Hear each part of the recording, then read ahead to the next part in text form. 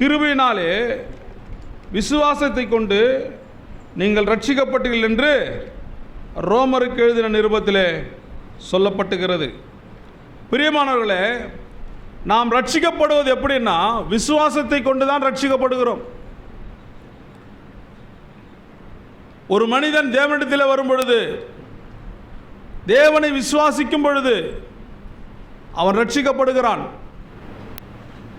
மெய்யாகவே கடவுள் ஒருத்தர் இருக்கிறாரு, ஆண்டவர் ஒருத்தர் இருக்கிறாரு, அவர் எனக்காக நன்மைகளை செய்ய வல்லவராக இருக்கிறார், அவரை நான் விசுவாசிக்கிறேன், அவர் என்னுடைய பாவங்களுக்காக மரித்தார், என்னுடைய மீறுதலுக்காக சிலுவையில் காயப்பட்டார் என்று சொல்லி எந்த ஒரு மனிதன் விசுவாசிக்கிறானோ இயேசு கிறிஸ்துவை, அவனுக்கு தான் ரட்சிப்பு வருகிறது. அவனுக்கு தான் ரட்சிப்பு. நாம் என்ன நினைக்கிறோம்?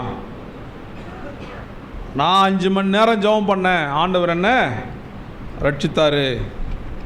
நான் 10 மணி நேரம் ஜெபம் பண்ண, ஆண்டவர் என்ன ரட்சித்தார். ஜெபம் பண்ணுவது நல்லது, ஆனால் உன்னுடைய விசுவாசத்தை கொண்டு தான் நீ என்ன செஞ்சிருக்கிற? ரட்சிக்கப்பட்டிருக்கிற. உன்னுடைய கிரியைகள்னால் அல்ல, அவருடைய கிருபையினாலே நீ என்ன செய்யப்பட்டிருக்கிற? ரட்சிக்கப்பட்டிருக்கிற என்பதை நீ விசுவாசிக்க வேண்டும். வாசிங்க 1 யோவான் 5ஆம் அதிகாரம் 5ஆம் வசனத்தை வாசிச்சு பாருங்க.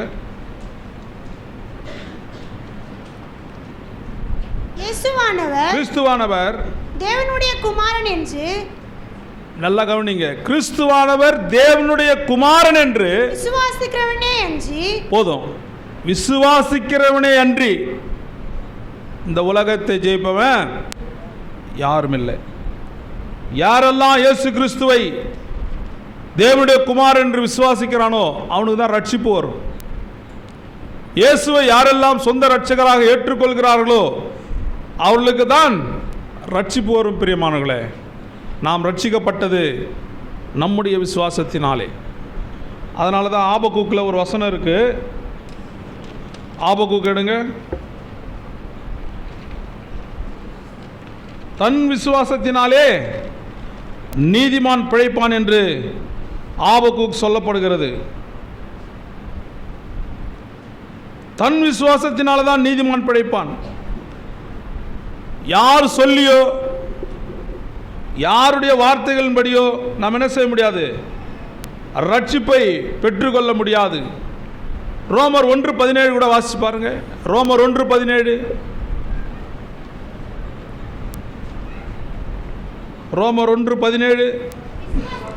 விசுவாசத்தினாலே நீதிமான் பிழைப்பான் என்று எழுதியிருக்க. போதும், ஒரு மனிதன் நீதிமானாக வேண்டும் என்றால் அவனுக்கு விசுவாசம் என்பது முக்கியம். நீதிமானா நீ மாறணுமா? அப்ப என்ன செய்யணும்? ஆண்டவராக இயேசு கிறிஸ்துவை விசுவாசிக்க வேண்டும். அவருடைய இரத்தத்தினாலே கழுவப்பட வேண்டும். அவர்தான் என் தேவன், என் மீட்பர் என்பதை நாம் உணர்ந்து கொள்ள வேண்டும். அப்பொழுதுதான் ஒரு மனுஷனுக்கு ரட்சிப்பு வரும். பிரியமானவர்களே,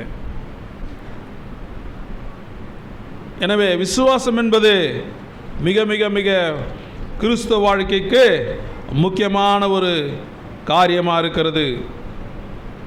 பாருங்க, எபிரேயர் 10:36 வாசிச்சு பாருங்க. எபிரேயர் 10:36.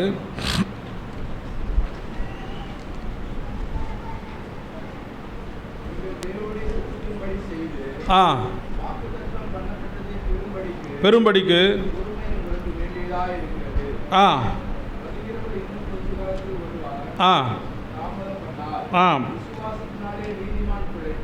போதுமா? விசுவாசத்தினாலே நீதிமான் பிழைப்பான். அப்போ நாமெல்லாம் நீதிமான்களாய் மாற வேண்டும் என்றால் நமக்கு தேவையானது விசுவாசம்தான். அந்த காலத்தில் என்ன சொல்லுவாங்கன்னா, கிறிஸ்துவங்களை பார்த்து, கிறிஸ்துவங்கள ஊழியக்காரர்களை பார்த்து என்ன சொல்லுவாங்க? ஐயா, நீங்கள் என்ன வேலை செய்கிறீங்கன்னா, நாங்கள் ஒரு விசுவாச வாழ்க்கை வாழ்கிறோங்க. ஊழியக்காரங்க அப்படி தான் சொல்லுவாங்க. அந்த காலத்தில் என்ன சொல்லுவாங்க? விசுவாச வாழ்க்கை வாழ்கிறோம். விசுவாச வாழ்க்கை என்பது ஊழியக்காரர்களுக்கு மாத்திரம் அல்ல, ஒவ்வொரு கிறிஸ்துவனுக்கும் விசுவாச வாழ்க்கை வேண்டும். நீ ஊழியம் செய்தாலும் சரி, வேலை செய்தாலும் சரி, என்ன செஞ்சாலும் என்ன வேணும்? விசுவாசத்தில் நாம் வாழ முடியும். பெரிய பெரிய எம்என்சி கம்பெனியை நம்பி நாம் வாழ முடியாது. இல்லை பெரிய பெரிய போட்டுகளை நம்பி நம்ம என்ன செய்ய முடியாது? வாழ முடியாது. எப்போவுமே கடலில் மீன் இருக்குன்னு நம்ம என்ன செய்ய முடியாது? அதை நம்பி வாழ முடியாது. எப்போவுமே வேலை வாய்ப்புகள் நமக்கு இருக்குன்னு சொல்லி வாழ முடியாது. ஒரு கிறிஸ்துவன் எப்படி வாழ்கிறான்? விசுவாசத்தினால தான் வாழ்கிறான். இப்போ ஐடி கம்பெனி பார்த்தீங்கன்னா நல்ல சம்பளம் கொடுப்பான். திடீர்னு பார்த்தா என்ன செய்வான்? மூடிட்டு இருப்பான். 2000 பேரை வேலை நிறுத்திட்டேன், 3000 பேரை வேலையை நிறுத்திட்டேன்னு சொல்லுவான். அப்படிப்பட்ட சூழ்நிலைகளை கூட ஒரு விசுவாசி என்ன செய்வான்? தன்னுடைய விசுவாசத்தை பயன்படுத்தி தான் அவன் பிழைக்க முடியும். ஒரு கம்பெனியை நம்பி நாம் பிழைக்கலை, ஒரு தொழிலை நம்பி நாம் பிழைக்கவில்லை. அதுதான் ஆண்டவர் சொன்னார் தெளிவா, விசுவாசத்தினாலே தான் நீதிமான் பிழைப்பான். பாருங்க, மன்னிக்கணும், நான் வசனத்தை மாற்றி சொல்லிட்டு எபேசியர் 2ஆம் அதிகாரம் 8ஆம் வசனம் வாசிங்க. எபேசியர் 2ஆம் அதிகாரம் 8ஆம் வசனம். அதிலே சொல்லப்பட்டிருக்கிறது, கிருபையினாலே விசுவாசத்தை கொண்டு கிருபையினாலே விசுவாசத்தை கொண்டு ரட்சிக்கப்பட்டீர்கள். உனக்கு ரட்சிப்பு எப்படி வந்ததுன்னா, ஆண்டவர் கிருபையா உன் மேல இரக்கம் வைத்ததுனால தான் நீ ரட்சிக்கப்பட்ட. நாம் என்ன நினைக்கிறோம்? நான் எல்லாத்தையும் ஒத்துக்கினேன், எல்லாத்தையும் சொல்லிட்டேன். அப்படி இல்லை பிரியமானங்களே. நீ எல்லாத்தையும் ஒத்துக்கினாலும் எல்லாத்தையும் சொன்னாலும் அதனால் உனக்கு ஆண்டவர் ரட்சிப்பு கொடுக்கல. அவருடைய கிருபையினாலே. கிருபைன்னா என்ன? கிருபைன்னா என்ன? தகுதியில்லாத ஒரு மனிதனுக்கு தேவன் செய்கிற தயவு. தகுதியே இல்லை, நமக்கு தகுதியே இல்லை. ஆனால் அப்படிப்பட்ட மனிதனுக்கு தேவன் செய்கிறது தான் தயவுதான் கிருபை. பாருங்க பிரியமானே, பவுல் எழுதுகிறார் அழகாக, கிரியையினாலே ஒரு மனிதன் ரட்சிக்கப்பட முடியாது, அவன் கிருபையினால தான் என்ன செய்ய முடியும்? ரட்சிக்கப்பட முடியும். 10ஆம் வசனம் கூட வாசிங்க, 2:10.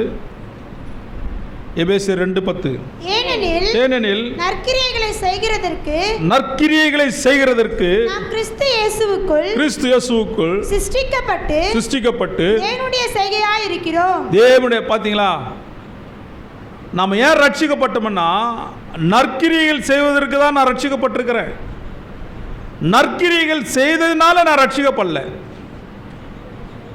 வித்தியாசம் புரியுதுங்களா? நான் ரட்சிக்கப்பட்டிருக்கிறேன்னா நற்கிரியைகள் செய்கிறதற்காக நான் ரட்சிக்கப்பட்டிருக்கிறேன். ஆனால் நான் நற்கிரியைகள் செய்ததுனால ரட்சிக்கப்படல. பவுல் தெளிவாக எழுதுகிறார். எனவே அன்பானவர்களே, நாம் வேதத்தை அதிகமாக தியானிக்க வேண்டும். தேவனுடைய வார்த்தைகளை அதிகமாக தியானித்து, தேவனுடைய வார்த்தை என்ன சொல்கிறது, தேவனுடைய வார்த்தை விசுவாசத்தை பற்றி, அன்பை பற்றி, இரக்கத்தை பற்றி நமக்கு நம்முடைய வாழ்க்கைக்கு என்ன போதிக்கிறது என்பதை நாம் நன்றாய் ஆராய வேண்டும். பாருங்க, இப்போ இந்த காலத்தில் பார்த்தீங்கன்னா யூடியூப்பை தட்டினா போதும், என்ன இருக்கு? எல்லா செய்தியாளர்கள், எல்லா தேவ ஊழியர்கள், எல்லா மனிதர்கள், தெருவில் போகிறவங்க கூட சுவிசேஷம் சொல்கிறான். ஒரு சேனல் பார்த்தேன் நான், ஒரு தம்பி இயேசு கிறிஸ்துவை பற்றி அவர் சொல்கிறாரு. இயேசு கிறிஸ்து வாழ்க்கை வரலாறை பற்றி சொல்கிறாரு. இயேசு கிறிஸ்து எப்படி பிறந்தாருன்னு அவர் சொல்கிறாரு. என்ன சொல்கிறாரு? இயேசு கிறிஸ்து யாரு, இயேசு கிறிஸ்து எந்த வம்சம், இயேசு கிறிஸ்து எப்படி இந்த பூமிக்கு வந்தார், எப்படி பிறந்தார், எப்படி வரப்போறேன்னு சொன்னார், அதை பற்றி கூட சொல்கிறாரு. ஆனால் அவர் விசுவாசி அல்ல. அவர் விசுவாசி அல்ல, ஒரு யூடியூபர்.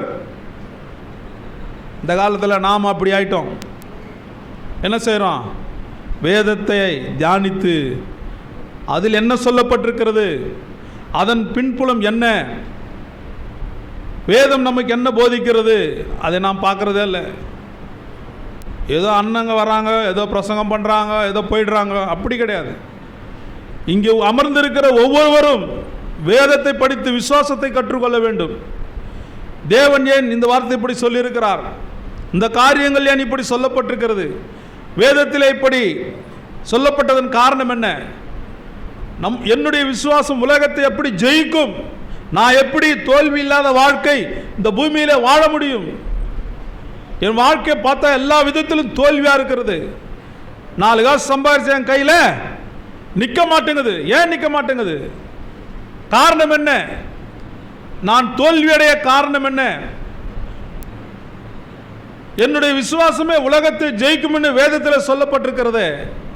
ஆனால் ஏன் என் வாழ்க்கையில் தோல்விகள், வறுமை, பிரச்சனை? காரணம் என்ன? நீ தியானிக்க வேண்டும். பாருங்க, விசுவாசத்தினால தான் நீதிமான் பிழைப்பான். உனக்கு பிழைப்பு எங்கே இருக்குன்னா விசுவாசத்தில் தான் இருக்கு. நீ நினைச்சிருக்கிற பெரிய வேலையில் இல்லை, நீ நினைச்சிருக்கிற பெரிய காரியங்களில் இல்லை. ஒரு மனிதனுக்கு விசுவாசம் இருந்தால் தான். விசுவாசம் எப்படி வரும்? எப்படி விசுவாசம் வரும் மனுஷனுக்கு? எப்படி வரும் மனுஷனுக்கு சொல்லுங்க? எப்படி விசுவாசம் வரும்? வேதத்திலிருந்து தான் விசுவாசம் வரும். தேவனுடைய வார்த்தையிலிருந்து தான் விசுவாசம் வரும். தேவன் என்ன சொல்லியிருக்கிறார் வேதத்திலே? இது என்னை குறித்துதான ஒரு வேதம், இது என் வாழ்க்கை பற்றிதான ஒரு வேதம், இது வார்த்தை இது அப்படின்னு நீ விசுவாசிக்கும் பொழுதுதான், இதிலிருந்து தான் உனக்கு என்ன வரும்? விசுவாசம் வரும். தேவனுடைய வார்த்தையிலிருந்து தான் விசுவாசம் பிறக்கும். சாதாரணமாக ஒரு மனிதன் விசுவாசத்தை பெற்றுக்கொள்ள முடியாது. தேவனுடைய வார்த்தை என்ன சொல்லப்பட்டிருக்கிறது? நானே உன் பரிகாரியாகிய கர்த்தர். அப்போ என் பரிகாரியாகிய கர்த்தர்னா அப்போ எனக்கு என்ன வேணும்? சுகம் வேணும். அப்போ அந்த வார்த்தை நீ என்ன செய்யணும்? விசுவாசிக்க வேண்டும். நீயோ கடன் கொடுப்பாய், கடன் வாங்காதிருப்பாய். அப்படின்னா எங்க இருந்து வருது அந்த விசுவாசம்? வேதத்திலிருந்து எடுக்கணும். ஆண்டவருடைய வார்த்தையிலிருந்து வருகிறது. ஆண்டவருடைய வார்த்தை வெறுமையாய் திரும்புவதில்லை என்று வேதம் சொல்கிறது. பிரியமானவர்களே, ஒவ்வொரு மனிதனுடைய வாழ்க்கையும் மாற்றி அவனுக்கு நன்மைகளை கொடுப்பதற்காக தான் இந்த வேதம் நமக்கு கொடுக்கப்பட்டிருக்கிறது. சாதாரணமாக இந்த வேதம் நமக்கு ஏதோ ஒரு எல்லா புஸ்தகம் போல இந்த புஸ்தகம் கிடையாது. இது ஜீவனுள்ள வார்த்தைகள் நிரம்பிய புஸ்தகம். இது ஒரு மனிதனுடைய வாழ்க்கையை புரட்டி போடக்கூடிய காரியங்கள் இருக்கிற புஸ்தகம் இது. இந்த புஸ்தகத்தை வைத்துதான் அநேகர் தன்னுடைய வாழ்க்கையில் மாற்றத்தை கொண்டு வந்திருக்கிறார்கள். ஒரு பெரிய புரட்சிகளை செய்திருக்கிறார்கள். பாருங்க, மார்ட்டின் லூதரை நாம் எடுத்துக்கொள்வோம். மார்ட்டின் லூத்தர் 500 ஆண்டுகளுக்கு முன்பாக இந்த பூமியில் வாழ்ந்த ஜெர்மனி நாட்டை சேர்ந்த ஒரு மனிதர். அவர் என்ன செஞ்சார்? ஒரு மாபெரும் புரட்சியை கொண்டு வந்து விசுவாசத்தினாலே நீதிமான் பிழைப்பான் என்கின்ற வார்த்தையை அவர் விசுவாசித்து இப்போ நாம் அமர்ந்திருக்கிற இந்த சபையை அவர் உருவாக்கினார். புரோட்டஸ்டாண்ட் என்று சொல்லப்படுகிற ஒரு மாபெரும் சபையை அவர் உருவாக்கினார். பிரியமானவர்களே, கத்தோலிக்க சபை அல்லாத சபைகளை புரோட்டஸ்டாண்ட் என்று சொல்கிறார்கள். இப்போ கத்தோலிக்கு அல்லாத சபைகள் எல்லாம் சேர்ந்து தான் புரோட்டஸ்டாண்ட். அதில் சிஎஸ்ஐ வரும், பெந்தகோஸ்து வரும், இசிஐ வரும், எல்லா சபைகளும் அதிலே கலந்து வரும். பிரியமானவர்களே, அப்படிப்பட்ட ஒரு புரட்சியை செய்தார். எப்படி செய்தார்? அவர் தேவனுடைய வார்த்தை விசுவாசித்தார். மார்ட்டின் லூதர் அநேக நற்கிரிகளை செய்து பார்த்தார், அநேக தியாகங்களை செய்தார். ஆனால் அவருக்கு ரட்சிப்பை அது உருவாக்கி கொடுக்கவில்லை. ஆனால் அவர் தேவனுடைய வார்த்தை விசுவாசித்தார். எதை? விசுவாசத்தினாலே நீதிமான் பிழைப்பான் என்கின்ற அந்த வார்த்தை விசுவாசித்தார். அதை துருவி துருவி துருவி தோண்டி பார்த்தார். என்ன இருக்கிறது என்று ஆராய்ந்து பார்க்கும் பொழுது தேவன் அவருக்கு மாபெரும் வெளிச்சத்தை கொடுத்தார். விசுவாசத்தினால தான் நீதிமான் பிழைக்க முடியும். சில பேர் என்ன செய்வாங்கன்னா, நம்முடைய விசுவாசத்தை குன்றி போகும் வகையில் சில காரியங்களை பேசுவாங்க. ஒரு ஊழியக்காரர்கிட்ட போயிட்டு ஒரு விசுவாசி கேட்டாராம், ஐயா, என் பையன் டாக்டர் படிக்கணும்னு நினைக்கிறான். அவர் சொன்னாரா, ஏன் உன் பையன் கம்பவுண்டர் படிக்க மாட்டானா? உன் பையன் கம்பவுண்டரை படித்தான்னா நல்லா இருக்காதா? இப்படிப்பட்ட அவிசுவாச வார்த்தைகள் நம்முடைய கழுத்திலே பிணைக்கக்கூடாது. காரணம் என்ன? தேவனுடைய விசுவாசத்திற்கு அளவில்லை. அவர் ஒரு எல்லைக்கு உட்பட்டவர் அல்ல. தேவனுடைய விசுவாசத்திற்கு ஒரு எல்லை இல்லை. அதான் வேதம் சொல்கிறது, உன் விசுவாசத்தின்படி உனக்கு ஆக கடவது. நீ எதை விசுவாசிக்கிற அது உனக்கு நடக்கும். உன் விசுவாசத்தின்படி உனக்கு ஆக கடவது. அண்ணா, அடுத்த மாதம் நான் பைக் வாங்க போகிறேண்ணே, விசுவாசிக்கிறியா? வாங்கு. ஆனால் ஆப்போசிட்டாக பேசுனேன்னா அதை வாங்க முடியாது. எங்கண்ணே சம்பளமே கொஞ்சமாக வருதுண்ணே, என்னால் அது வாங்க முடியுமா? அப்போ என்ன? தேவனுடைய வார்த்தையை நாம் மட்டுப்படுத்தக்கூடாது. தேவனுடைய வார்த்தையை நாம் நம்ப வேண்டும். அதுதான் வேதம் சொல்கிறது. 1:11 வாசிங்க மறுபடியும். எபிரேயர் 11:1. விசுவாசமானது நம்பப்படுகிறவர்களின் உறுதி, காணப்படாதவர்களின் நிச்சயமா இருக்கிறது. காணப்படாத நிச்சயம். பைக் வாங்க போறேன், ஆனா வாங்கிடுவேன் அப்படின்ற ஒரு நம்பிக்கை உனக்குள்ள உருவாகணும். நான் பைக் வாங்கிடுவேனே, நான் உலகத்தை ஜெயிப்பேனே, ஆண்டவர் எனக்கு அந்த விசுவாசத்தை கொடுத்துருக்காருனே, அதுதான் விசுவாசம். எந்த ஒரு காரியம், பைக் மாத்திரமல்ல, எந்த ஒரு காரியமும் நாம் விசுவாசத்தினால் தான் பெற்றுக்கொள்ள முடியும். வாசிங்க ரோமர் 14:23 என்ன சொல்லுது பாருங்க. விசுவாசத்தினாலே வராத யாவுமே. ரோமர் 14:23.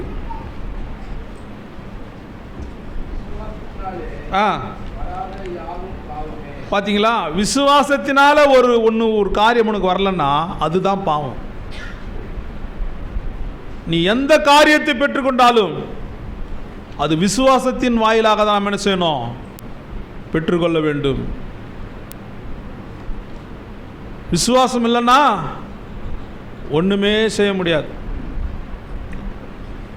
வாசிங்க யோவான் எழுதின நிருபம் 16ஆம் அதிகாரம் 9ஆம் வசனம் வாசிங்க. அவர்கள் என்னை விசுவாசித்தபடியினாலே பாவத்தை குறித்தும் இனி நீங்கள் என்னை காணாதபடிக்கு நான் என் பிதாவின் இடத்திற்கு போகிறபடியினாலே நீதியை குறித்தும் இந்த உலகத்தின் அதிபதி. போதும். அவர்கள் என்னை விசுவாசியாதபடியினாலே பாவத்தை குறித்து. இந்த வசனத்தை நல்லா கவனிக்கணும். எத்தனை பேர் விசுவாசிக்கிறீங்க ஆண்டவர் ஒரு மனிதனுடைய பாவத்தை, நம்முடைய பாவத்தை சிலுவையிலே எடுத்து போட்டார்? எத்தனை பேர் விசுவாசிக்கிறீங்க? என் பாவத்தை ஆண்டவர் சிலுவையிலே எடுத்து போட்டார்னு எத்தனை பேர் விசுவாசிக்கிறீங்க? கை தூக்குங்க பார்க்கலாம். எடுத்து போட்டாரா? உண்மைதானா? உன் பாவமெல்லாம் எடுத்து போட்டாச்சா? எடுத்து போட்டார், உண்மை. ஆனா ஏன் இன்னும் மனிதர்கள் ரட்சிக்கப்படாம இருக்கிறாங்க? எதுக்கு ரட்சிக்கப்படாம இருக்கிறாங்க இன்னும்? சொல்லுங்க. பாவத்தை சிலுவையில் எடுத்து போட்டாரு, அப்ப எல்லாருக்கும் ரட்சிப்பு வரணும் தானே? அப்ப ஏன் ரட்சிக்கப்படாம இருக்கிறாங்க?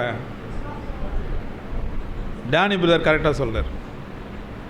அதுதான் இந்த வசனம், 9வது வசனம். ஏன்னா பாருங்க, அந்த காலத்தில் கால்ரா வந்தது. கால்ரா நோய் வந்து தெரியும்ல, பழைய காலத்துலலாம் வரும். ஒரு ஊரில் ஒருத்தர் வந்ததுன்னா எத்தனை பேர் போயிடுவாங்க? நிறைய பேர், பாதி பேர் அப்படி இறந்து போயிடுவாங்க. அது ஒரு நோய். ஆனால் இந்த காலத்தில் இருக்காது. ஏன் இல்லை? அதுக்கான மருந்து கண்டுபிடிச்சிட்டாங்க. அதுபோல தான் மனிதன் பாவம் செய்த பொழுது அவனுக்கு மருந்து இல்லாத காலத்தில் அவன் மரித்து கொண்டிருந்தான். ஆனால் இயேசு கிறிஸ்து என்கின்ற ஒருவர் இந்த பூமியிலே வந்து மரித்த பிறகு அவன் பாவமெல்லாம் சிலுவையிலே நீக்கப்பட்டது. அதை விசுவாசிக்க வேண்டும். அதுதான் இங்க சொல்லுது. அதை விசுவாசிக்கும் பொழுது அவனுக்கு ரட்சிப்பு வருகிறது. யாரெல்லாம் அதை விசுவாசிக்கிறாங்களோ, ஆண்டவரே என் பாவத்தெல்லாம் நீ சிலுவையில் எடுத்து போட்டீங்கப்பா அப்படின்னு சொல்லி யாரெல்லாம் விசுவாசிக்கிறானோ அவனுக்கு தான் என்ன இருக்குது? ரட்சிப்பு இருக்கிறது. அவன் தான் ரட்சிக்கப்படுறான். அந்த உணர்வு எவனுக்கு வருகிறதோ, ஆண்டவர் எனக்காக ஒரு மருந்தாக இருக்கிறார், என் பாவத்திற்கு ஒரு மருந்தாக இருக்கிறார், நான் அவரை விசுவாசிக்கிறேன் சொல்லி யாரெல்லாம் ஆண்டவரிடத்திலே மனம் திரும்புகிறார்களோ அவர்களுக்கு தான் இந்த ரட்சிப்பு கிடைக்கிறது. பிரியமானவர்களே, அது எப்படி வருது? விசுவாசத்தினால தான் வருது. ஒரு மனிதன் தேவனை விசுவாசிக்க வேண்டும் என்பதற்கு இதுதான் முக்கியமான காரணம். ஒரு மனுஷன் தேவனை விசுவாசிக்கலைன்னா அவனுக்கு ஒன்றுமே கிடைக்காது.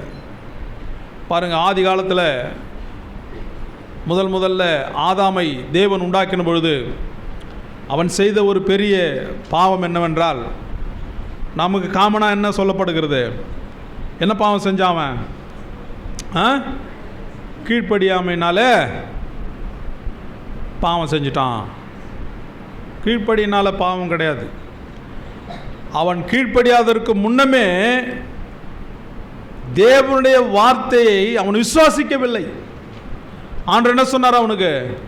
எல்லா கனியும் புசி, இந்த கனியை அதை விசுவாசிக்கல. அவன் அதை விசுவாசிக்கல. சாத்தானுடைய வார்த்தையை அவன் விசுவாசித்து விட்டான். அதுதான் பாவம். அவன் கீழ்ப்படியாமைக்கு முன்பாக நடந்த ஒரு பாவம் என்னவென்றால், அவன் தேவனுடைய வார்த்தையை விசுவாசிக்கவில்லை. எப்போ அவன் விசுவாசத்தை விட்டு விலகினானோ அவனுக்குள்ள கீழ்ப்படியாமையின் பாவம் உள்ளே வந்து விட்டது. எனவே அன்பானவர்களே, ஒரு மனிதனுக்கு விசுவாசம் முக்கியம். நம்மில் அநேக நாட்களாக ஆலயத்துக்கு வரோம். சில பேருக்குள்ள சில சோர்வுகள் கூட வந்திருக்கும். என்னடா இவ்வளோ நாளாக ஆலயத்துக்கு போகிறேன், ஒரு காரியம் கூட என் வாழ்க்கையில் நடக்கலையே, என் வாழ்க்கை உயரலையே, என் பிரச்சனை அப்படியே தான் இருக்கு, என் குடும்ப பிரச்சனை அப்படியே இருக்கு, என் நிலைமை மாற மாட்டேங்குது, என் வியாதி மாற மாட்டேங்குது. காரணம் என்ன? விசுவாச குறைவு. அதுதான் சீஷர்கள் சொல்லுகிறார்கள், ஆண்டவரே எங்கள் விசுவாசத்தை நீர் வர்த்திக்க பண்ணும். விசுவாசம் வர்த்திக்க வேண்டும். விசுவாசம் இல்லாதவர்களுக்கு விசுவாசம் வர வேண்டும். விசுவாசம் சிறிதளவு இருக்கிறவர்களுடைய விசுவாசம் வர்த்திக்கப்பட வேண்டும். அப்பொழுதுதான் தேவனுடைய வார்த்தை நம்முடைய வாழ்க்கையில் நிறைவேறும், நம்ம வாழ்க்கையில் மாற்றம் வரும். பிரியமானவர்களே, விசுவாசம் என்பது மிக மிக மிக மிக ஒரு மனிதனுக்கு முக்கியமான காரியமாக இருக்கிறது. வாசிங்க 1 யோவான் 5ஆம் அதிகாரம் 1ஆம் வசனத்தை வாசிங்க. 1ஆம் வசனம் 1 யோவான் 5:1. இயேசுவானவரே கிறிஸ்து என்று விசுவாசிக்கிற எவனும், இயேசுவானவரே கிறிஸ்து என்று விசுவாசிக்கிற எவனும் தேவனால் பிறந்திருக்கிறான். பாருங்க, ஒரு கதை சொல்கிறோம் உங்களுக்கு. அவிசுவாசி கூட நம்ம சேரக்கூடாதுன்றதுக்கு ஒரு சின்ன கதை சொல்கிறேன். ஒரு காட்டில் ஒரு கழுதை இருந்துதான். பிள்ளைங்களுக்கு கதை பிடிக்குமா? சரி, ஒரு கழுதை நல்லா புல்லை சாப்பிட்டுட்டு புலி படுத்துன்னு இருந்தால் புலிகிட்ட போய்ச்சான். அப்படி, புலி இன்றைக்கி நான் ஃபுல் மீல் சாப்பிட்டேன், வயிறு ரொம்பி போயிடுச்சு அப்படி. நீ சாப்பிட்டியா? இல்லை நான் ரொம்ப பசியில் இருக்கிறேன். அப்படியா, என்ன சாப்பிட போகிற? இல்லை, யாருன்னா புல் சாப்பிட்டவங்க இருக்கிறாங்களா, அவங்கள போய் சாப்பிட்லான்னு பிளான் பண்ணுறேன். அப்படியா, சரி, ஒரு சின்ன பெட்டு உனக்கு எனக்கும். என்ன பெட்டு? நான் சாப்பிட்ட புல் நிறம் ப்ளூ கலரு அப்படின்ச்சான். ஏய், நான் புல் சாப்பிடல, ஆனால் எனக்கு தெரியும் பச்சை கலர் தான் புல். அட போயா, நான் தான் சாப்பிட்டேன், ப்ளூ கலராக இருந்தது, நான் சாப்பிட்டு வந்தேன். அப்படியா? ரொம்ப நேரம் ஆர்கியூ பண்ணிச்சான். அப்புறம் 2 பேரும் சேர்ந்து ராஜா கிட்ட போனாங்களாம். சிங்கங்கிட்ட போய், ஐயா இவன் இது மாதிரி சொல்கிறான், என்னான்னு விசாரிங்க. என்னப்பா கழுத? நான் புல் சாப்பிட்டேங்க. நீங்கள் 2 பேரும் புல் சாப்பிட மாட்டீங்க. எனக்கு தெரியும், நான் ப்ளூ கலர் தான் புல் சாப்பிட்டேன். எத்தனை வருஷமாக சாப்பிட்ற? 5, நான் பிறந்ததுலேருந்தே சாப்பிட்றேன். அப்படியா, சரிப்பா, சரி தீர்ப்பு சொல்லுங்கள். தீர்ப்பு சொல்லிச்சான் சிங்கம். புலி, நீ இனிமேல் 5 வருஷம் வாயை திறக்கக்கூடாது, நீ போயிடு அப்படின்னு சொல்லிச்சான்.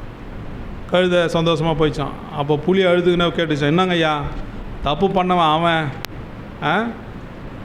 நீ என்னை தண்டனை கொடுத்துட்டீங்களே, ஏண்டா அவன் தான் கழுதை, கழுதை கூட ஆர்கியூவே பண்ணக்கூடாது, நீ ஏன் அவன் கூட ஆர்கியூ பண்ண, அதுக்கு தான் உனக்கு இந்த பனிஷ்மெண்ட் அப்படின்னு சொல்லிச்சு.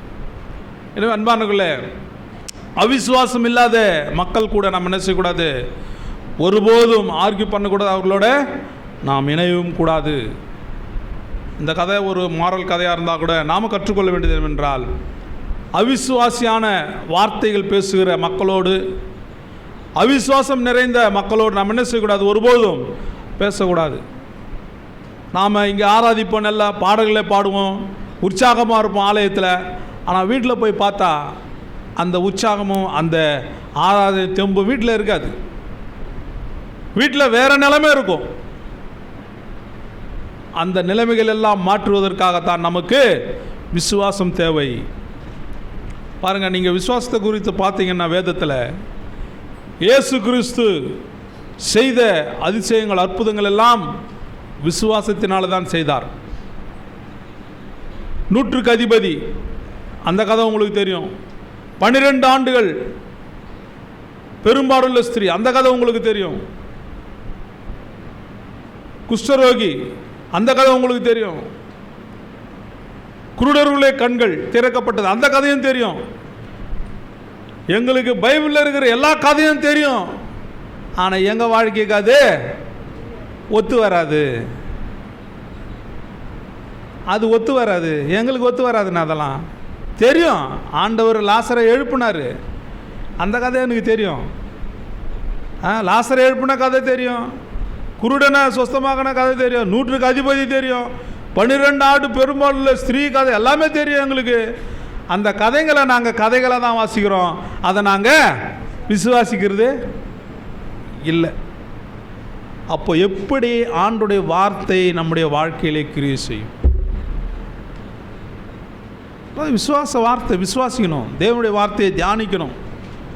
ஒவ்வொரு நாளும் தேவனுடைய வார்த்தையை நாம் தியானிக்க வேண்டும். ஒவ்வொரு நாளும் அதை மனதிலே வைக்கக்கூடாது, இருதயத்தில் வைக்க வேண்டும். மனதில் வைக்கிறது தான் கதை, ஆனால் அதை இருதயத்துக்குள்ளே செலுத்துறது தான் விசுவாசம். ஆமாம், இப்படி ஆண்டவர் செஞ்சிருக்கிறாரா, என்னுடைய வாழ்க்கையில் ஆண்டவர் செய்வார். 12 வருடம் பெரும்பாடுள்ள ஸ்திரியை குணமாக்கினாரா, அப்போ என்ன குணமாக்க ஆண்டவரால முடியும். மரித்து போன லாசரை எழுப்பினாரா, என் வாழ்க்கையை மரித்து போயிருக்கிற ஆண்டவர் எழுப்ப முடியும். அதுதாங்க விசுவாசம். ஆனால் நாம் என்ன செய்ய முடியும்? அவர் ஆண்டவர், அவர் செஞ்சார், அவர் ஆண்டவர் செஞ்சார், நம்மளால் அதெல்லாம் செய்ய முடியாது. அதுதான் யோவான் எழுதின நிருபத்தில் சொல்லப்படுகிறது, என்னை காட்டிலும் நீங்கள் பெரிய காரியங்களை செய்வீர்கள். ஆண்டவரை விசுவாசிக்கும் பொழுது ஆண்டவர் சொன்ன காரியங்களை காட்டிலும் நம்ம செய்ய முடியுமா? பெரிய காரியங்களை செய்ய முடியும். சவுல் பெரிய காரியங்களை செய்தார். அவருடைய கட்சிப்பில் கூட என்னது, ஒரு அற்புதம் நடந்தது, வியாதிகள் சுஸ்தமானது. நண்பான, ஒரு மனிதனுக்கு விசுவாசம் எவ்வளவு முக்கியம் என்பது வேதம் நமக்கு கற்பிக்கிறது. விசுவாசம்தான் உன் வாழ்க்கையை மாற்றக்கூடியது, உன் குடும்பத்தின் வாழ்க்கையை மாற்றக்கூடியது, சபையை மாற்றக்கூடியது. விசுவாசம் இல்லைன்னா நாம் ஒன்றுமே செய்ய முடியாது. ஒரு துரும்பு கூட நாம் செய்ய முடியாது, எடுத்து போட முடியாது. வேதத்தை வாசிக்கும் பொழுது சில சந்தேகங்கள் நமக்கு எழும்பலாம். பைபிள் படிக்கும்போது சந்தேகம் வரலன்னா நீங்கள் விசுவாசி கிடையாது. சந்தேகங்கள் வரணும், வேதத்தில் சந்தேகம் வரணும், அநேக சந்தேகங்கள் வரணும். நான் 1986 பைபிள் படிக்க டெய்லி பைபிள் படிப்பேன். சும்மா இருக்கிற நேரத்திலலாம் பைபிளை படிப்பேன். எனக்கு வர எல்லா சந்தேகங்களையும் டைரியில் எழுதி வைப்பேன், கொஸ்டின் எழுதி வைப்பேன். என்ன இது மாதிரி இருக்குது, இது மாதிரி இருக்குது. அப்போது அதை ஆராயும் பொழுது அதற்கான விடை வேதத்திலே தான் இருக்கும், எங்கேயுமே இருக்காது. எனக்கு ஒரு சந்தேகம் வருதுன்னா அந்த சந்தேகத்திற்கான பதிலும் எங்கே இருக்கும்? வேதத்தில் தான் இருக்கும். அதை தான் என்ன சொல்லுவாங்க வேத வல்லுநர்கள், ஸ்கிரிப்சர் டு ஸ்கிரிப்சர் அப்படின்னு சொல்லுவாங்க. இந்த பகுதிக்கு இந்த பகுதிக்கு தொடர்பு இருக்கும். அந்த பகுதியில் நீ தேடும் பொழுது உனக்கு அதற்கான விடை கண்டுபிடிக்க முடியும். எனவே பிரியமானவர்களே, ஒரு கிறிஸ்துவனுக்கு விசுவாசம் என்பது மிகவும் முக்கியமான ஒரு காரியம். நீங்கள் 11ஆம் அதிகாரம் முழுமையாக வாசித்து பார்த்தீங்கன்னா, எபிரேயர் 11 அதில் பார்த்தீங்கன்னா விசுவாச வீரர்களுடைய பட்டியல் அதில் காணப்படும். ஆபிரகாமில் இருந்து அப்போஸ்தலர்கள் வரை விசுவாச வீரர்களுடைய பட்டியல் அதிலே காணப்படும். பிரியமானவர்களே, அந்த பட்டியலிலே நீ உன்னுடைய பேர் இருக்கிறது என்பதை நீ விசுவாசிக்க வேண்டும், நம்ப வேண்டும். அந்த பட்டியலிலே என்னுடைய பேர் இருக்கிறதா? ஏன் ஆண்டவர் எனக்கு விசுவாசம் இல்லாமல் போகுது? எத்தனையோ வருஷம் ஆலயத்துக்கு வரேன், எத்தனையோ நாட்கள் ஜெபிக்கிறேன், ஆனால் ஏன் இந்த காரியத்தில் நான் ஜெயம் எடுக்க முடியல? அதை தான் இங்கே யோவான் எழுதுகிறார். வாசிங்க மறுபடியும் 5:5 வாசிங்க. 1 யோவான் 5:5. இயேசுவானவர் தேவனுடைய குமாரன் என்று விசுவாசிக்கிறவனே அன்றி உலகத்தை ஜெயிக்கிறவன் யார்? உலகத்தை ஜெயிக்கிறவன் யார்? உலகத்தை ஜெயிக்கிறவன் நீயும் நானும் தான். இந்த உலகத்தையே ஜெயிக்க முடியும். காரணம் என்ன? இயேசுவானவர் சிலுவையிலே நமக்காக வெற்றி சிறந்தார் என்று வேதம் சொல்லப்படுகிறது. என்னங்க, சிலுவையிலே வெற்றி சிறந்தாரா? எப்படி வெற்றி சிறந்தாரு? உயிரை தானே விட்டார் ஆண்டவர். ஆண்டவர் என்ன செஞ்சாரு? உயிரை தானே விட்டாரு. எப்படி வெற்றி சிறந்தாரு? தோல்வி தானே அடைஞ்சாரு. சிலுவையில் எங்கிருந்து வெற்றி கிடைச்சது நமக்கு? பாருங்க அன்பானவர்களே, அதுதான் ரகசியம். ஆண்டவர் சிலுவையில் மரித்தது தான் உண்மை. ஆனால் கொலோசியர் நிருபத்தில் எழுதப்பட்டிருக்கிறது, பிசாசு அவனுடைய ஆயுதங்களை அவர் என்ன செஞ்சாராம்? உரிந்து கொண்டார் என்று வேதம் சொல்கிறது. அவனை அந்தரங்க கோலமாக்கி எல்லாவற்றையும் உரிந்து கொண்ட அதிகாரத்தை, பிசாசின் அதிகாரத்தை அவர் உரிந்து கொண்டார் என்று வேதம் சொல்கிறது. அதுதான் வெற்றி. என பைபிள் படிக்கும்போது நாம் நிறைய காரியங்கள், நிருபங்களை படிக்க வேண்டும். அதில் தான் வெளிப்பாடுகள் எழுதப்பட்டிருக்கிறது. இயேசு கிறிஸ்து காலத்திலே எழுதப்பட்ட மத்தேயு, மார்க், லூக்கா எழுதுவெல்லாம் நடந்தவைகள். ஆனால் என்ன நடந்தது என்பதை விவரமாக கூறுவதுதான் நிருபங்கள். சிலுவை மரணம் ஏன் நடந்தது அதை பவுல் விளக்குகிறார். எதற்காக நடந்தது? எதுக்கு ஆண்டவர் சிலுவையில் மரிச்சாரு? உனக்கும் எனக்கும் ஒரு வெற்றியை தேடி தருவதற்காக, உன் வாழ்க்கையும் என் வாழ்க்கையும் ஒரு ஜெயமுள்ள வாழ்க்கையாய் மாறுவதற்காக அவர் சிலுவையிலே மரித்தார். அதுதான் அதனுடைய தாற்பயம். சிலுவையின் மரணம் ஏன்? கர்த்தர் சிலுவையில் நமக்காக மரிக்க காரணம் என்ன? தோல்வியுற்ற வாழ்க்கையில் இருக்கிற உனக்கும், கவலையோடு கண்ணீரோடு வாழ்கிற உனக்கும் ஒரு வெற்றி உள்ள வாழ்க்கை, ஒரு சந்தோஷம் நிறைந்த வாழ்க்கை, ஒரு சமாதானம் நிறைந்த வாழ்க்கை தேடி கொடுக்கும்படியாகத்தான் அவர் சிலுவையிலே மரித்தார் என்பதை பவுல் அழகாக அதை விவரித்து சொல்லுகிறார். அதனால தான் என்ன செய்யணும்? பழைய ஏற்பாடும் படிக்கணும், மத்தேயு, மார்க், லூக்கா படிக்கணும், நிருபங்களை அதிகமாக படிக்க வேண்டும். அதிலே தான் நமக்கு வெளிப்பாடுகள் அதிகமாக கொடுக்கப்பட்டிருக்கிறது. யோவான் என்ன எழுதுகிறாரு? யோவான் நிருபத்தில் என்ன எழுதுகிறாரு? விசுவாசிக்கிறவன் ஜெயிப்பான். எவெல்லாம் ஆண்டவரை விசுவாசிக்கிறானோ, அதனால தான் தன் விசுவாசத்தினாலே நீதிமான் பிழைப்பான்னு சொல்லப்படுகிறது. யாருக்கெல்லாம் ஆண்டவரை பற்றி விசுவாசம், ஒரு வாட்டி படிங்க மறுபடியும் அதை. 5:5, 1 யோவான் 5:5. இயேசுவானவர் தேவனுடைய குமாரன் என்று விசுவாசிக்கிறவனே அன்றி உலகத்தை ஜெயிக்கிறவன் யார்? பிரியமானவர்களே, பார்த்தீங்களா? குமாரனை விசுவாசிக்கிறதா என்ன செய்ய முடியுமா? இந்த உலகத்தை ஜெயிக்க முடியும். அவனால தான் இந்த உலகத்தை ஜெயிக்க முடியும். விசுவாசம் இல்லாதவனால இந்த உலகத்தை ஜெயிக்கவே முடியாது. அது மாத்திரமல்ல, விசுவாசம் என்ன செய்கிறது? 15ஆம் வசனம் வாசிங்க. 15. நாம் எதை கேட்டாலும் அவர் நமக்கு செவி கொடுக்கிறார் என்று நாம் அறிந்திருக்கிறோமானால் அவரிடத்தில் நாம் கேட்டவைகளை பெற்றுக்கொண்டோம் என்றும் அறிந்திருக்கிறோம். நாம எதை கேட்டாலும் அவர் என்ன செய்வார்? கொடுப்பார் என்கின்ற அந்த விசுவாசம் நமக்கு வேணும். அப்படிதான் நான் ஜெபம் பண்ணணும். நாம் ஜெபம் பண்ணும்போது என்ன பண்ணுறோம்? ஏதோ ஒரு குத்து மதிப்பாக ஜெபம் பண்ணுறோம். ஆலயத்தில் நம்ம வழக்கம் போல் ஜெபம் பண்ணுறது போல் பண்ணுறோம். அப்படி பண்ணக்கூடாது. நாம் எதை கேட்டாலும் ஜெபத்தில் அவர் நமக்கு செவி கொடுக்கிறார் என்று நம்ம ஜெபத்தை கேட்கிறார் ஆண்டவர். நம்முடைய ஜெபத்தை ஆண்டவர் கேட்கிறார். அதை யாரெல்லாம் விசுவாசிக்கிறீங்களோ, நான் இங்கே ஜெபிக்கிறேன் என் சபையில், நிச்சயமாக என் ஜெபத்தை ஆண்டவர் என்ன செய்வார்? கேட்டுக்கொண்டிருக்கிறார். என் ஜெபத்தை ஆண்டவர் கேட்கிறார். யாருக்கெல்லாம் அந்த விசுவாசம் இருக்குதோ அவன் தான் வாழ்க்கையில் ஜெயிக்க முடியும். எவ்வளோ நாளாக போய் ஜெபம் பண்ணுறேங்க, எவ்வளோ நாளாக போய் ஜெபம் பண்ணுறேன், ஒன்றுமே நடக்கலை. எப்படி நடக்கும்? இந்த வசனம் உனக்குள் இல்லை. என் ஜெபத்துக்கு ஆண்டவர் என்ன செய்வார்? செவி கொடுப்பார். என் ஜெபத்தை ஆண்டவர் கேட்பார். என் பிரச்சனை ஆண்டவர் தீர்ப்பார். ஆண்டவரை தவிர வேறு ஒருவரும் என்னுடைய பிரச்சனை தீர்க்க முடியாது அப்படின்னு சொல்லி உனக்குள்ள அந்த விசுவாசம் இருந்தாதான் அந்த ஜெபம் கேட்கப்படும். அந்த ஜெபம் கேட்கப்படும். உன் பிரச்சனையை சொல்லக்கூடாதீங்க. உன் பிரச்சனையை சொல்லலாம், ஆனால் உன் பிரச்சனைக்கு தீர்வு ஆண்டவர் கொடுப்பாருங்கின்ற அந்த விசுவாசம் உன் இருதயத்தில் இருக்க வேண்டும். அப்போதான் என்னது? விசுவாசம் உனக்குள் இருக்கிறது என்ற அர்த்தம். எத்தனை பேர் விசுவாசிக்கிறேன்? அடுத்த வருஷம் நம்ம சபையில் ஏசி போட போகிறோம்.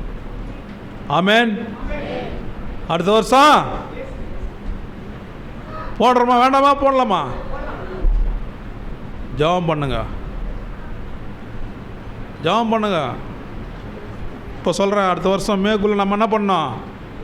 போட்டாகணும். எத்தனை பேர் விசுவாசிக்கிறேன் பார்க்கலாம். சும்மா சொல்கிறதே கிடையாது, ஜெபம் பண்ணணும். ஆண்டவரே, இந்த வெயில் எங்களால் தாங்க முடியலப்பா. பாருங்கள், நாம் நினைக்காத காரியம் இதெல்லாம். இங்கே ஒரு சபை வரும்னு யாருக்கும் தெரியாது. இந்த சபை இவ்வளோ ஊரில் தான் கட்டுவான்னு தெரியாது. இந்த சபை இன்னும் எக்ஸ்டெண்ட் பண்ணுவான்னு தெரியாது. அதுதான் விசுவாசம், நம்முடைய விசுவாசம். அது இம்மட்டும் விசுவாசத்தில் நாம் என்ன செஞ்சோம்? தைரியமாக நடந்து வந்துட்டோம். தைரியமாக நடந்து வந்துட்டோம் விசுவாசத்தில். இன்னும் நம்மளை என்ன செய்வார்? ஆண்டவர் நடத்துவார். அதுதான் விசுவாசம். இம்மட்டும் உதவி எபினேசர் இனிமேலும் உதவி செய்வார் நமக்கு. பயப்படாதீங்க. அப்படிப்பட்ட நம்பிக்கை, அப்படிப்பட்ட விசுவாசம் நமக்குள்ளே வளரணும். நம்முடைய பிள்ளைகளுக்குள்ளே வளரணும். அந்த விதைகளை நாம் போட வேண்டும். அந்த விசுவாச விதைகளை போட வேண்டும். இப்போ எங்கள் தம்பி பசங்க இருக்காங்க எங்கள் வீட்டில். பெரியப்பா எனக்கு செருப்பு வேணும்னு கேட்பாங்க. நான் முதல்ல ஒரு கேள்வி கேட்பேன். என்ன கேள்வி சொல்லுங்கள்? என்ன கேட்டிருப்பேன் நான்?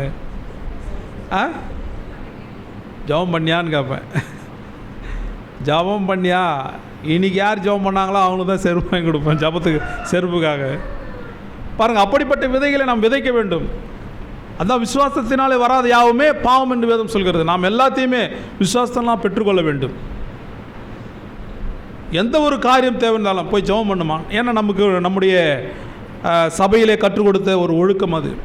விட்சனையா சொல்லுவாங்க, எதுனா வாங்கினோன்னா போய் ஜெபம் பண்ணுங்கன்னுவாங்க. விட்சனையாகிட்ட வந்து கற்றுக்கின ஒரு காரியம் அது. ஜெபம் பண்ணியா தம்பி அப்படின்னு கேட்பான். ஒரு காலேஜ் சேரணுன்னா அங்கே சேர்றதுக்கு நீ ஜெபம் பண்ணியா? அந்த காலேஜ் உனக்கு பொருத்தமானதா? அங்கே போனால் உனக்கு பிரச்சனை வராதா? அப்படியெல்லாம் கேட்பாங்க நம்மளை. காரணம் என்ன? அந்த விசுவாசம் நமக்கு இருக்கிறதான்ற அவங்க சோதிக்கிறாங்க நம்மளை. எனவே எந்த ஒரு காரியத்தை நாம் செய்யும் பொழுதும் விசுவாசத்தை நாம் கற்றுக்கொண்டு விசுவாசித்து அதை செய்ய வேண்டும். இந்த காரியம் எனக்கு ஆண்டவர் ஜெயமாக மாற்றுவார். ஒரு தோல்வியுள்ள வாழ்க்கையை தேவன் ஜெயமாக மாற்றுவார். என் குடும்பம் இப்போ நல்லா இல்லை, இப்போ நான் பார்க்குறப்போ நல்லா இல்லை, ஆனால் என் குடும்பத்தை ஆண்டவர் என்ன செய்வார்? நல்லாக்குவார். என் குடும்பத்தை நன்றாக மாற்றுவார். இங்கே கூட சில சகோதரருக்கு நான் சொல்லுவேன், ஏம்பா நான் அடுத்த வாரம் வரும்போது நீங்கள் கார் வாங்கினப்பா. சிரிப்பாங்க அவங்க. எங்கன்னா காரு வாங்கணும், அவ்வளோதான். அதெல்லாம் கார் வாங்கிக்கிங்க அடுத்த வருஷம். விசுவாச வார்த்தைகளை நாம் ஊட்ட வேண்டும். உன்னால் முடியாது, உனக்கு இதெல்லாம் ஏறாது, உனக்கு படிப்பு வராது, அதெல்லாம் சொல்லக்கூடாது. நம்ம ஒரு டியூஷன் வச்சா படிக்கணும். அவிசுவாசமான வார்த்தைகள் நம்முடைய பிள்ளைகள் மீது நம்ம நினைச்சக்கூடாது, திணிக்கக்கூடாது. எங்கன்னா படிக்கிறான், எங்கன்னா அந்த பொண்ணு படிக்குது, அதெல்லாம் யாராவது அப்படி பேசவே கூடாது. ஒருவேளை கம்மியாக படித்தாலும் அடுத்த முறை நல்லா படிப்பாங்க. இப்போ நான் வறுமையாக இருந்தாலும் ஆண்டவர் என்ன உயர்த்துவார். இப்போ நான் கஷ்டத்தில் இருக்கேன், அதுதான் 11:1 வாசிங்க மறுபடியும். 11:1 எபிரேயர். விசுவாசமானது நம்பப்படுகிறவைகளின் உறுதி, காணப்படாதவைகளின் நிச்சயம். காணப்படலைங்க. என் பையன் ஃபஸ்ட் கிளாஸில் இப்போ வருவான்னு நான் எதிர்பார்க்கலைங்க, ஆனால் அதை தான் நம்ம சொல்லணும். அதுதான் காணப்படாத உறுதி. ஃபஸ்ட் கிளாஸில் வருவான் என் பையன், இப்போ நல்லா படிக்கல தான், ஆனால் ஃபஸ்ட் கிளாஸில் வந்துடுவான். அதுதான் உறுதி. அந்த உறுதி எங்கேருந்து வருது? தேவனுடைய வார்த்தையிலிருந்து வருகிறது. தேவனுடைய வார்த்தையிலிருந்து அது வரும், உறுதி வரும். தேவனுடைய வார்த்தையிலிருந்து உனக்கு நம்பிக்கை வரும். தேவனுடைய வார்த்தையிலிருந்து உனக்கு விசுவாசம் வரும். அப்போ தேவனுடைய வார்த்தை உனக்குள் இல்லைன்னா ஒன்றுமே வராது. பாருங்க, பாபிலோனுக்கு அடிமைகளாக கொண்டு போகப்பட்டார்கள் இஸ்ரேல் ஜனங்கள். கொண்டு போகப்படுறாங்கன்னு எரேமியா தீர்க்கதரிசி சொல்லுகிறார் சிதேக்கியா ராஜாவுக்கு. ஆனால் அவர் போட்டு அடிக்கிறாங்க, எல்லாம் பண்ணுறாங்க, கேலி பண்ண எல்லாம் பண்ணுறாங்க. போவாங்கன்னு அவர் தான் தீர்க்கதரிசி சொல்கிறாரு, ஆனால் திரும்பவும் வருவார்கள் என்று அவர் தான் தீர்க்கதரிசி. வாசிங்க எரேமியா 30:3 வாசிங்க. எரேமியா 30:3.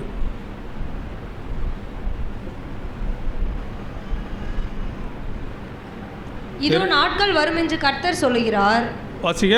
இதோ நாட்கள் வரும் என்று கர்த்தர் சொல்லுகிறார். அப்பொழுது நான் இஸ்ரவேலும் யூதாவும் ஆகிய என் ஜனத்தினுடைய சிறையிருப்பை திருப்பி நான் அவர்கள் பிதாக்களுக்கு கொடுத்த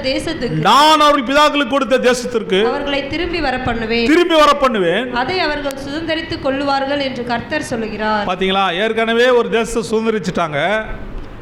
சுதந்திரிச்சு ஒரு தேசத்தில் இருக்கிறாங்க.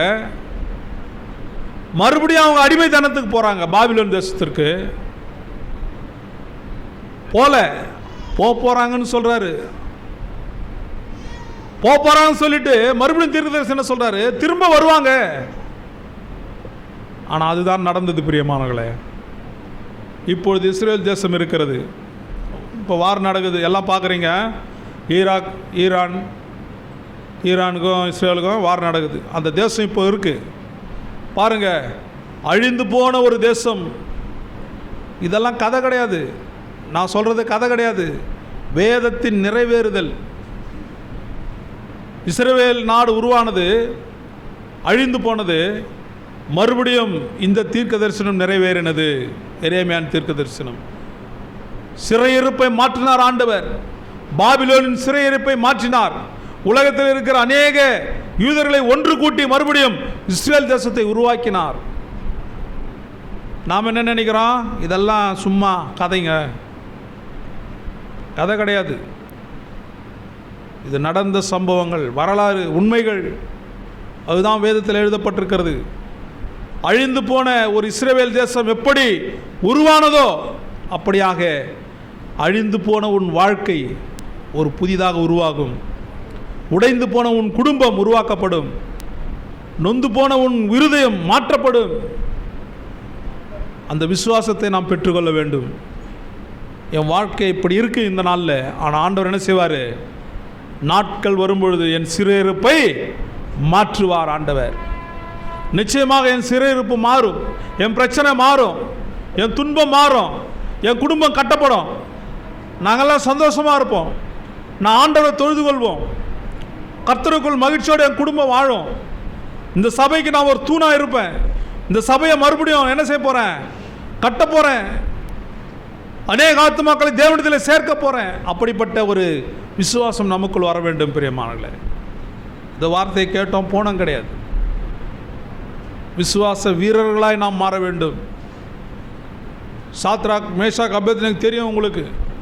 அக்னியில் போட்டால் கூட ஒரு விசுவாசமுள்ள வாழ்க்கை வாழ்ந்ததுனால மறுபடியும் திரும்பி வந்தாங்க. அது ஆண்டவர் சொல்கிறார், அக்னி உன்மேல் பற்றாது, அக்னி உன்னை பற்றாது, தண்ணீர் உன்மேல் புரளாது. அதுதான் கிறிஸ்தவ வாழ்க்கை, விசுவாச வாழ்க்கை. உலகத்தில் பஞ்சம் இருக்கும், பட்டினி இருக்கும், எல்லாம் இருக்கும். பஞ்ச காலத்தில் கூட உன் ஆண்டவர் என்ன செய்வார்? வழி நடத்துவார். பஞ்சத்தில் எலியாவுக்கு என்ன செஞ்சாராம்? அப்பத்தை கொடுத்தார். பஞ்ச காலத்தில் அப்பத்தை கொடுத்தார் ஆண்டவர். வனாந்தரத்தில் காடைகளை உண்டாக்கினார். அதுதான் விசுவாசம். ஆனால் வாழ்க்கையில் ஒன்று இருக்கக்கூடாது, முறுமுறுப்பு இருக்கக்கூடாது. கடவுள் என்னத்த செஞ்சார் எனக்கு? நாங்கள் எல்லாம் கோயிலுக்கு போகிறோம், என் வாழ்க்கையில் என்ன செஞ்சார் கடவுள்? முறுமுறுப்பு இருக்கக்கூடாது. விசுவாசம் வளரணும். அப்போ தான் நாம் விசுவாசிகள். நாளுக்கு நாள் நம்முடைய வாழ்க்கை உருமாற்றம் அடைய வேண்டும். கிறிஸ்துவுக்குள் மாற்றம் அடைய வேண்டும். இப்போ இருக்கிற சூழ்நிலை மாற வேண்டும். அதுக்கு நீ என்ன செய்யணும்? விசுவாசத்தை பெற்றுக்கொள்ள வேண்டும். கர்த்தர் எனக்கு செய்வார்ப்பா. நான் ஆண்டவரை நம்புகிறேன், நான் இயேசுவை நம்புகிறேன். அவர் எனக்காக ஜீவனையே கொடுத்தாரு, உயிரையே கொடுத்துருக்கிறார் ஆண்டவர். இந்த பிரச்சனையை மாற்ற மாட்டாரா? இந்த சின்ன காரியத்தை மாற்ற மாட்டாரா? எனக்கு இதை கொடுக்க மாட்டார் என்று சொல்லி நாம் விசுவாசிக்க வேண்டும். அப்படி விசுவாசிக்கும் பொழுதுதான் உன் வாழ்க்கையில் நீ அதை பெற்றுக்கொள்வாய். எதை கேட்டாலும் என்ன சொன்னார் ஆண்டவர்?